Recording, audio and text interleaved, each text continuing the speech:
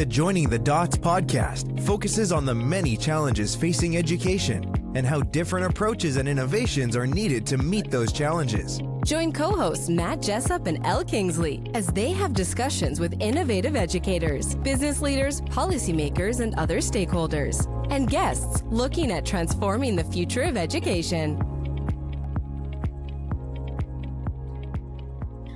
Right, my intro for you, Dave, is the head teacher extraordinaire, hot tub hogging, lycra wearing, genius. You're a bit of an inspiration to people. I don't think you don't like it. I know. Flakefleet is I've been, and it's an absolutely amazing school.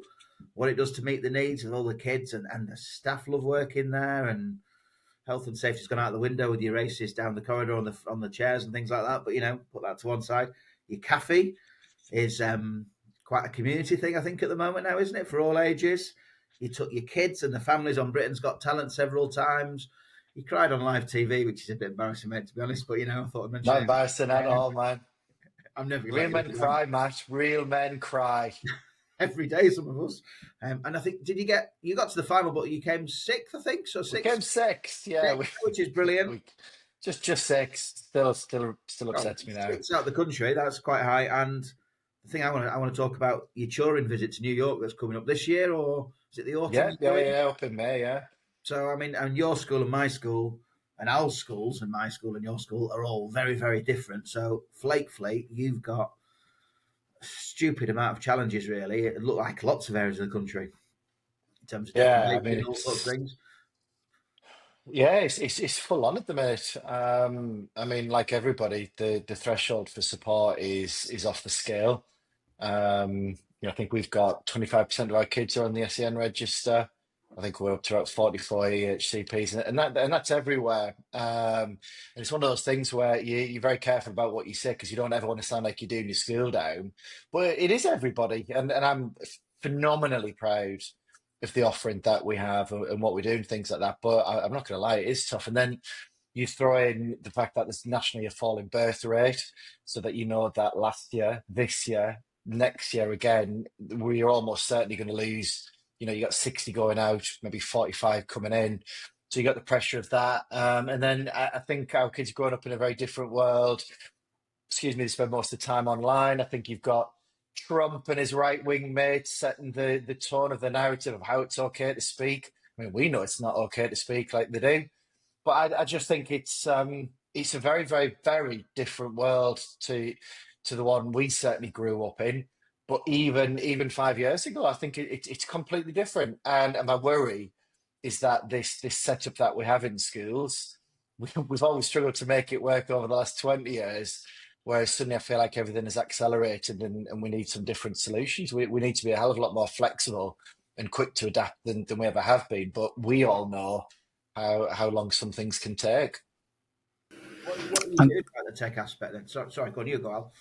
Well, I was going to dive in with a hang on a minute. I've got two heads here who I know are super passionate and put kids and community ahead of worrying too much about what the frameworks and the standards say and the league tables, that are competing with those challenges of ever increasing needs, reduced support for our SEN learners. I absolutely agree that there's, we can go way back to whether it was Sure Start centres disappearing or others, but the greater burden on our schools from a community perspective. And I kind of feel sometimes, and that's why I think it's great having you two folks together, sometimes the challenge is about all those barriers and all those issues, and yet actually you find really innovative ways, both of you, to try and mitigate that and make sure that kids get the maximum life chances, and to hell with the framework in quite the same way.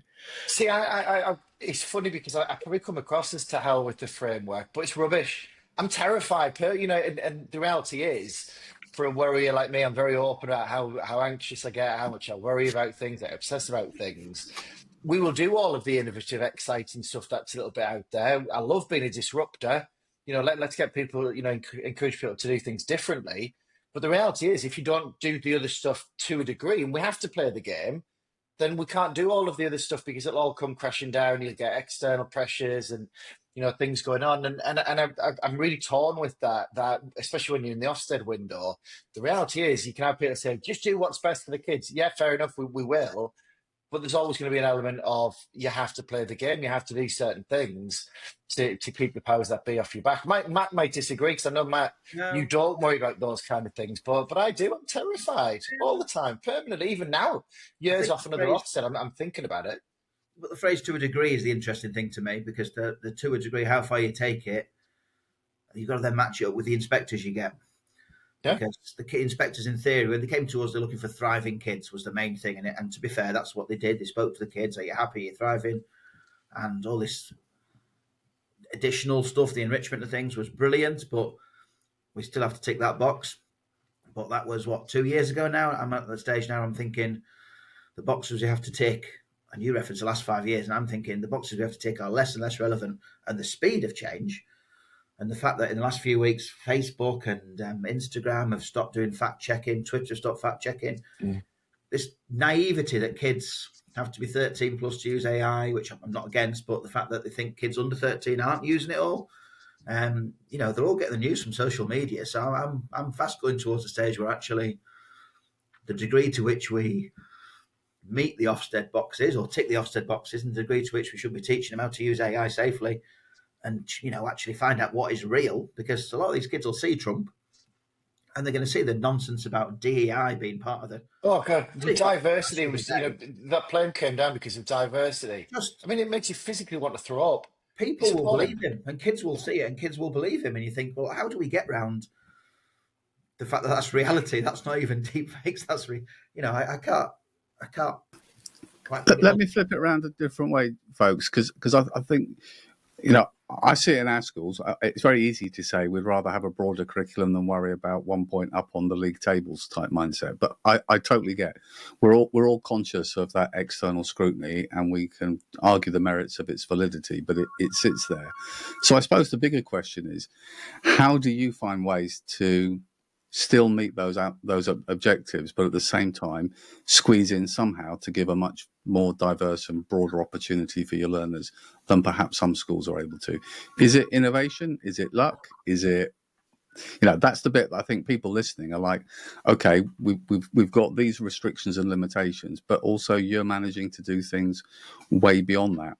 That a sense of, well, we've taken the lead to try and push through with better community engagement and create a hub. I'll answer that. I think one, it's a commitment to doing it and genuinely believing that we need to do all these, give them the experiences, do things differently. You really have to live and breathe it, because if you don't, you're not going to make the time. And I think that's what it comes down to, that when you're absolutely knackered, you're stressed, you're feeling the pressure, that's the time where it's really easy to not do things. But that's exactly the time I think that you need to. And I think looking back, when we had the period post-COVID, we were, coming back into school and challenging behaviour and all sorts of things. I think we hibernated to a degree. I know I did. Head down and get on with the stuff that's going to get us back in the game, preparing for Ofsted. And it's only now that you think, do you know what? All the stuff that made us so special and different, and the things that kept us going and got me out of bed on a morning, we need to bring those back. But it's just hard to do that when you get out of bed and you feel exhausted. It's like the never-ending marathon at the minute, isn't it? We talked about that during COVID. You never quite knew where the ending was coming. The reality is there's never going to be an ending. We are forever going to be running, and we are permanently shattered, and keeping staff going through that has been really tough. Do you not feel like 10 years ago we used to say that year was harder than last year? And then 5 years ago we used to say, well, that term was harder than that term. And now we're literally saying, blimey, this week was harder than last week. And at some point we're going to get to today was too much after yesterday, and that's just going to be it. If the education system collapses, then society, everything else relies on the kids going to school and things like that. And I'm just a bit like, I think the connection was lost, wasn't it? During COVID, that sense of belonging, that it's become a bit more fashionable to talk about and things like that. But that connection, that sense of belonging to society that we had to whatever degree before COVID, I think we lost it. Some people were very good at keeping in touch with others and whatever, but I think some parts of our community that, they are brassic skinned, desperately living in poverty. I think they just feel cut adrift. And I think when Labour came in, there was this overwhelming sense of positivity. It'll be like 1997 all over again. And the reality is, it doesn't feel like that, you know. And I understand there's lots of other things at play and some difficult decisions, and it's a long path. But I really worry about some of those families who just feel like, you know, when do things, you know, it's all well and good us talking about things get better. I'm still going to pop out from my expensive specialty coffee later on, and the reality is we may never know what it's like to not have enough money to go on your gas meter, you know, holes in your window, and life being really tough. And I think for them, that's where my worry is moving forward. What does that look like for them in a couple of years? How do you cope, Dave? Because when I talk to people and they say about the challenges with SEND and safeguard mental health, I say, well, our context is schools like yours, because we've got 5-6% EHCPs, very, very low pupil premium, whereas you are right up there. But the deprivation you see is that, you know, kids don't have beds and there's no carpets in the houses and things like that. And it's, how do you cope personally? Because I struggle with I lots of think things. I think it's such a cliche, isn't it? But you know, all the evidence and research is that our generation would rather take a bit of a pay cut to be in a job that makes a difference, to have a bit of autonomy and whatever. And the reality is, we are making a difference. You know, we have an opportunity to change the world. It might be for one family, it might be for one street, a community, or whatever. And I guess that's all we can do in this situation. And I guess the other realization is that you become hardened to it. Like your social workers who are going out, you know, supporting some really, you know, some families in some really difficult circumstances. I guess to a degree, I don't like to admit, but you probably do become a bit hardened to it. You can only do so much. I actually think we do an amazing job to support our families. The worry is that we're running out of other things to try. You know, 5 years ago, we can do this and we can do that. And we've got quite a lot of money, not money in reserve, but money that we could allocate in different ways. But as things become tighter and tighter, you run out of options. You know, we love a bit of blue sky thinking, you know, anything is possible. Well, anything isn't possible if you've not got the money or the staff to do it. And I think that's where, for me, in schools in our context, things are feeling more pressurised. Things like our nurturing have gone from 3 staff to 1, you know, and I still appreciate that's 1 more than most places. But you can feel that bit by bit, you just having to cut your cloth accordingly. And we'll come through the other side of it. But I guess that's what, you know, that's where I'm feeling the pressure at the minute. That's really interesting, focusing on that, Dave, because in our schools, we have a secondary school with nearly 70 EHCPs. We have an infant school in our cluster that's way over 50% EAL students, and each community has different needs in terms of school and support. And absolutely, we've seen the same context that year on year, our reserves, we're running a deficit budget. We're trying to offset and maintain the staffing levels we need. But your choices do become more diminished. And that's realistically, I think that hope that a change of government would see some kind of instant change in the funding formula for schools is one because of other pressures in other economic areas of the country. That doesn't feel like that cavalry is coming over the hill anytime soon. So I suppose there is an element here, which is we can talk about, and many people want to focus on the need to change our curriculum and revise what we do and build in more skills. But actually a change in education or a review of education clearly needs to be done in parallel with the resources and the capacity in social funding, social care, all those things that wrap around. Otherwise, in isolation, we're not going to be able to shift the dial for our families. So I'm kind of interested from a different aspect, which is, you know, if you were sat in the room now, and I know you connect with lots and lots of educators, what would be the 3 biggest levers that you would focus on, Dave, as being most important in your school? People would assume it's all curriculum, and I suspect it's not. For many of us, that's but one of our priorities. That's a cracking question, that one. Um, we need more money. We do need more money, but the reality is that the money's not out there. So part of it, and the reality is, I'm not down with my finance. I don't know how the World Banks all operate and things like that. I mean, what I would say is, I think Rachel Reeves and the Labour Party, my gut feeling is part of the plan is to get the world of finance on board to realise that they're not making any daft decisions on what the market would, you know, Liz Truss style stuff. And part of it is that they recognise they've got to get them on board, they've got to trust them, and it will come, because anything too drastic, everyone's going to freak out. But I would have us spending, investing to grow. We know our schools are falling apart. We know we need more hospitals. We know we need more prisons. So let's invest in them. Then the people get the work, the jobs, people are then spending.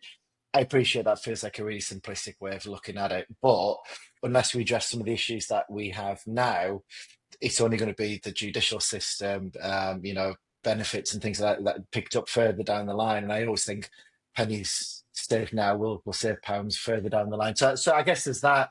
I would do Ofsted very, very differently. I think that could be done differently a couple of weeks. I appreciate anybody from Ofsted, and I do check in with Ofsted now and again. And I think there's some good people out there. It needs an appetite. It needs to change, because my worry is at the minute we actually feel like we're in a pretty good place. But I know 2 years down the line, back in the window, things are feeling exactly the same. I'm not sure where we find the extra capacity to go into that Ofsted mode and building back up. So I would change Ofsted, because that's one of the few levers they could pull that wouldn't cost very much money. You and I, go on, did, Matt. I for years I've said you've got to have some accountability, and Ofsted has to stay. And actually, recently, I'm of the opinion that Ofsted needs to go, because I don't think the reform's coming.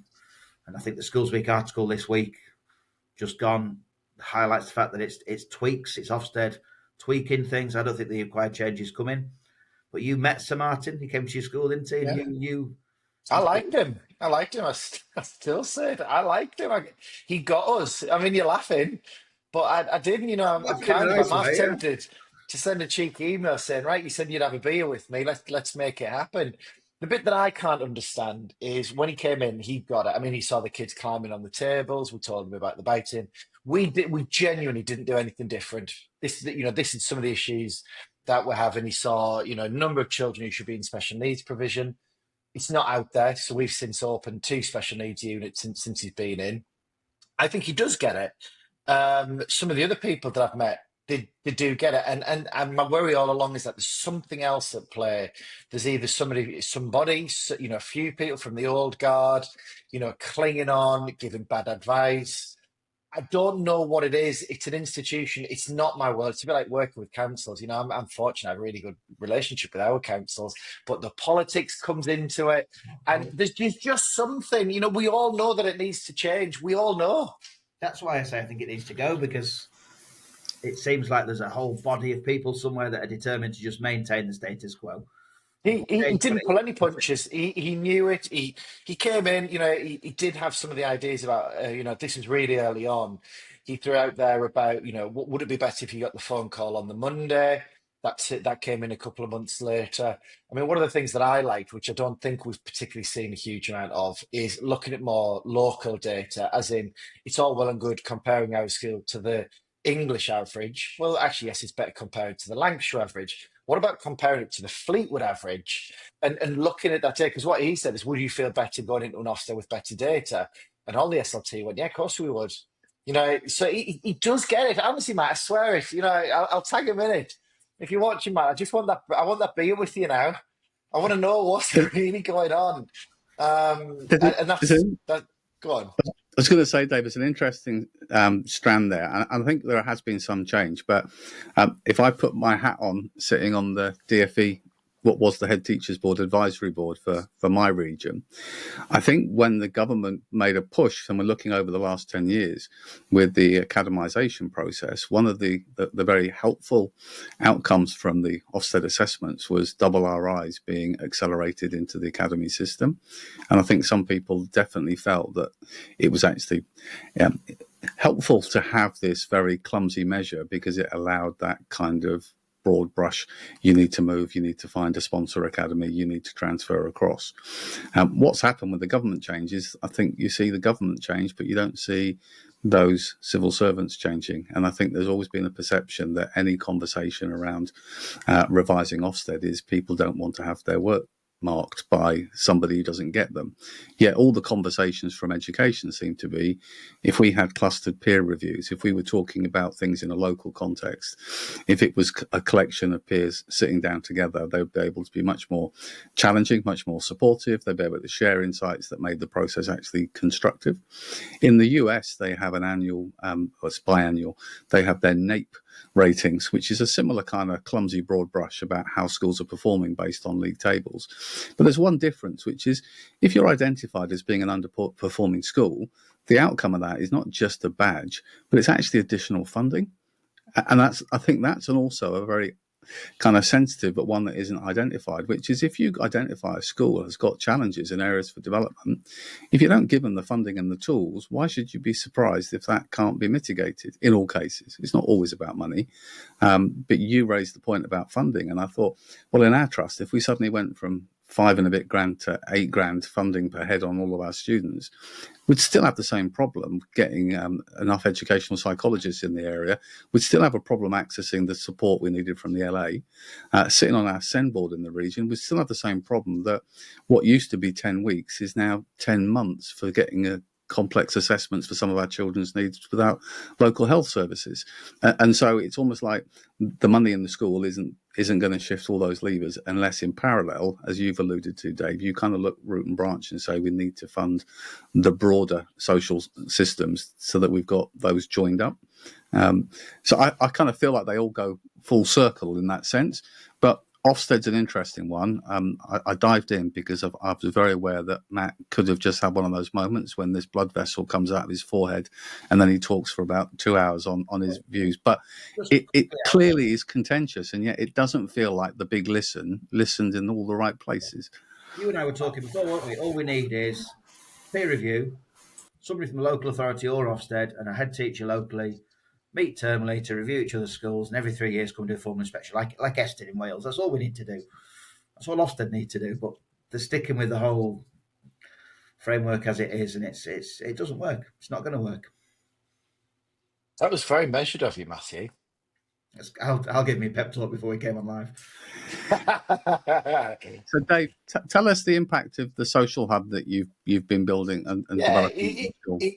I was listening to all of that, and in terms of funding, and on Tuesday we won a police award. Never, we don't tend to apply for awards, but there was us, there was Wire Council, Regenda Housing, social housing, and the police. And the police applied for an award for partnership working, the POP Awards, all of Lancashire Constabulary.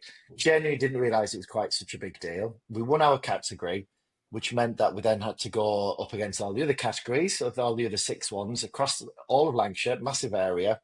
We had to present, talk about our partnership working, then be asked questions and answers on stage in front of about 200 police officers and dignitaries. Is this when the assistant chief described you as a bit sweary? Thank you, Matthew. Yes, for our parents out there, my parents know that I'm from Hartlepool, I'm a bit sweary. Thanks, Matt. But yes, the assistant chief constable did at the end say, "You're a very sweary head teacher." To which I replied, "You're a very sweary profession. I've spent quite a lot of time with you recently. And if you think I'm sweary, your colleagues are way worse than me." And afterwards, I apologised, thinking that I was in bother. And she went, "Don't worry, fella, you're going to have to go somewhere to swear more than me." Loved her. She was brilliant. But the point of all of it was, that's one of the proudest moments of my career. And I'm lucky. I've had loads of really cool moments happen.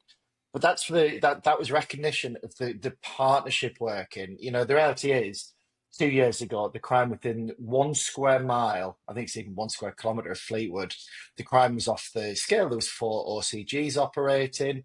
There was massive issues with antisocial behaviour, with drugs and all sorts of things. And the police recognised that they needed to do it differently. They profiled areas rather than criminals. They started engaging a lot more with us. I don't know about you, Matt, but I've had lots of police officers visit me. It's going to be the start of a beautiful thing. And then I don't see them again. And the reality was, they said we're going to do it differently. Saw them every couple of weeks. I could message them. And the reality is, 2 years down the line, the crime is absolutely plummeted. The police are looked at very differently. The comments on social media are much better. And it's all well and good us doing our thing within school, but it's no good if they're going back to communities where there's all sorts of antisocial behaviour and crime and drugs and things like that. That's the same with the NHS. We've got brilliant links with the NHS, we've got our own social prescribers, we've got our own mental health workers, and we've managed to cut access to mental health services down from 2 years to about 2 weeks. If we say that we're really struggling, we can do it. And it's actually the partnership working. We haven't got the money, but we've got the willingness. But We've got the appetite. We want to. Has anyone looked at what you've done and said, we can replicate this? Yeah. You know what's happening. Like I felt like we were just treading water for a couple of years, and actually we were building the relationships that when somebody emails a message, it tends to be a WhatsApp message saying, can you help me with this? What can we do about that? We know each other, we trust one another, we're not fighting over our egos or whatever, and we're making some exciting things happen. So now if we've got issues with housing, I know who to contact it with. Gender, council issues, I know, the only one missing, and I'm going to make this happen in the next week or two, hopefully, is social services. I think we need more of a relationship with social services, but it's just going back in time, isn't it? Somebody the other day said I'm a re-pioneer.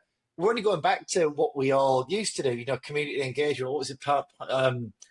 Extended services.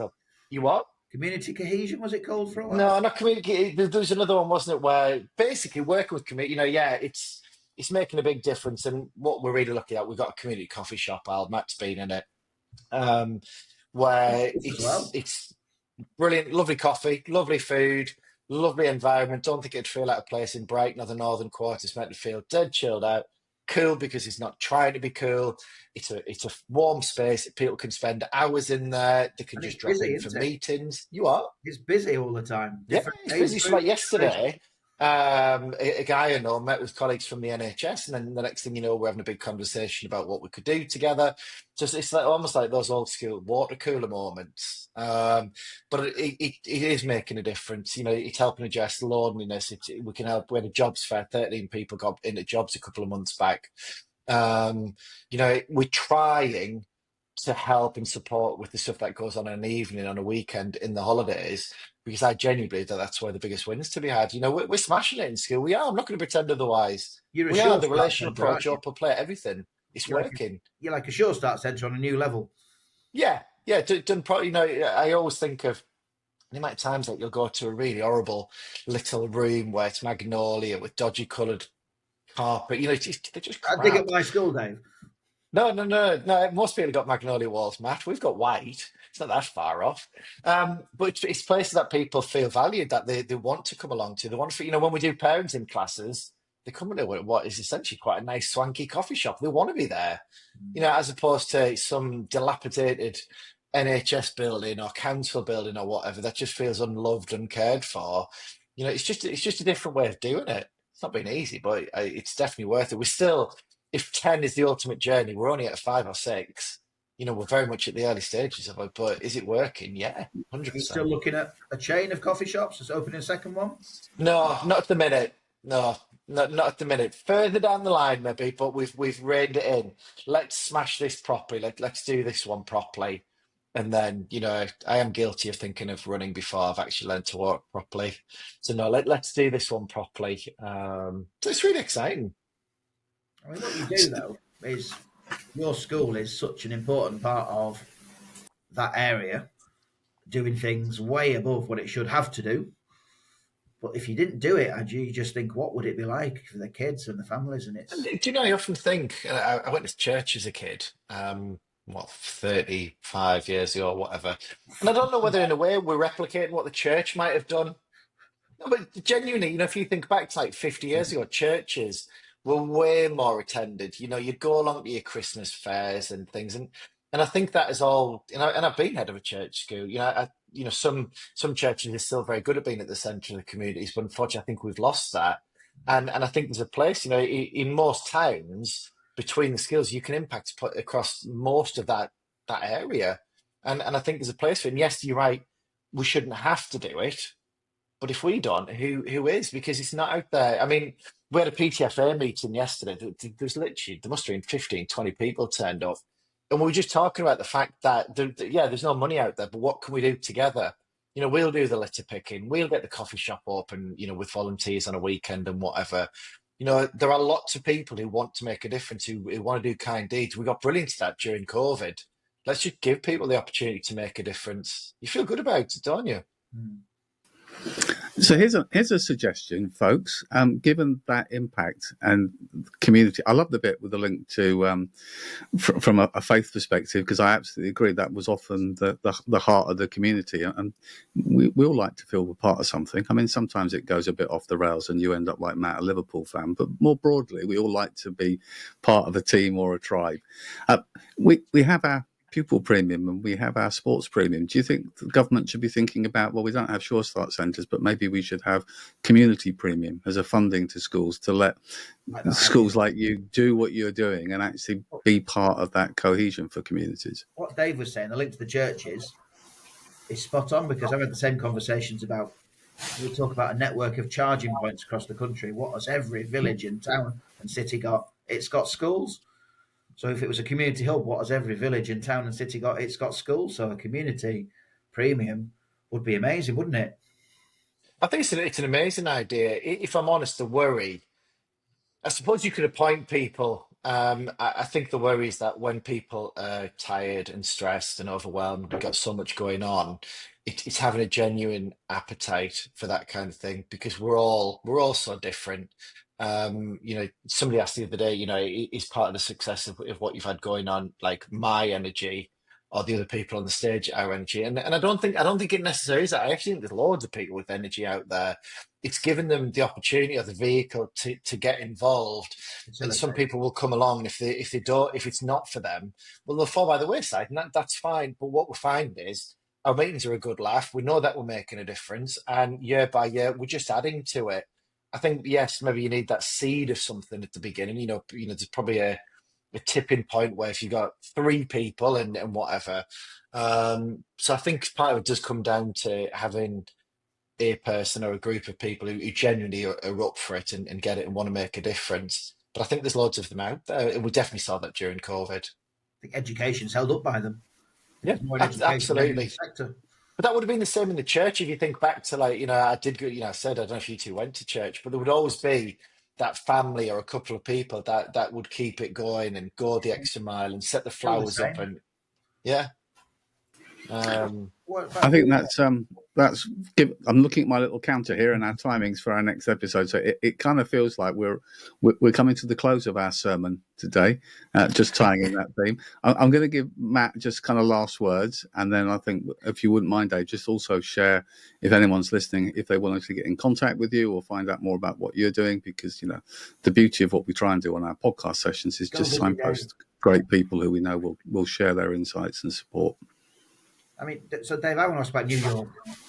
Because we're chuffed we take our kids to Scotland and we go to France and we go to the cities, which isn't easy when you live in rural Cumbria. You're taking some kids to New York. Where's that idea come from? Why New York? well, I saw, I always wanted to take them to Europe when it was the Erasmus scheme. It was Yeah. Erasmus, wasn't it? Yeah. And then I saw that the Turing scheme had come about. Yeah. And I thought, right, well, I could take them to Europe, or I could get completely carried away. Matt, Matt, my whole thing is, what does it What look you like do. if we get carried away? So it's like, right, let's go somewhere really exotic. And then I started thinking, what, Singapore, Tokyo? The reality was, I didn't think that lots of our children would know particularly where it was, know much about it. I wasn't convinced that they could relate very much to it. And that would have been me as a kid, 100%. Whereas New York, they will have seen Home Alone and all the other movies and the Empire State Building and all of those kind of things. We've paired up a school with a school in Harlem, very, very mixed demographic. So we are, we're going to give them a very different experience to what they're used to. But it was meant to be somewhere that they could relate to, aspirations. Let's get everyone said you can't go on a school trip to New York. I hate it when people say you can't. It's like a red rag to a bull. Yeah. So we applied, and I did apply to take 60 of them, which looking back was ridiculous. I would have taken all of them, but we got enough for 20, and it was difficult. We literally pulled names out of a hat. The parents still don't believe me. I hated telling the other 20. In the end, about 40 said they wanted the name in the hat. 21, 20, 20 didn't, unfortunately. But yeah, that's where that came. We're going to give them an experience of a lifetime, and all expenses paid trip to New York. How long are you going for?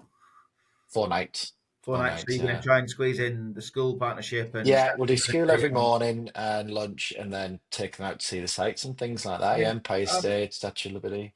I'm 50% in awe of you, and there's 50% of me thinks you're insane. Yeah. Yeah, I mean, when you That's complete about the right, risk right? assessment, which is what we've been doing this week, it's like, oh, I think we're going to put baby monitors in every room.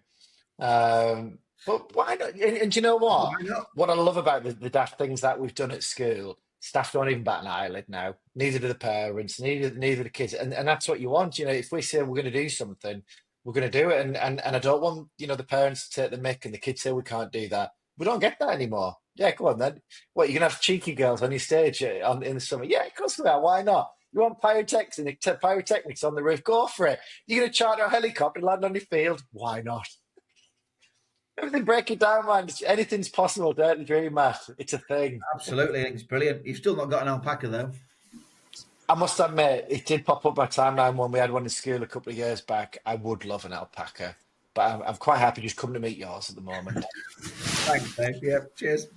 I've Matt, really enjoyed Al wants to wrap it up, doesn't he, Al? Yeah, yeah. We've got I I'm feel it. I could listen to you two for hours, and we should have scheduled a couple of hours because there's just so much more that to celebrate and to inspire and to look, in spite of all the challenges of the stuff that people are trying to go the extra mile with.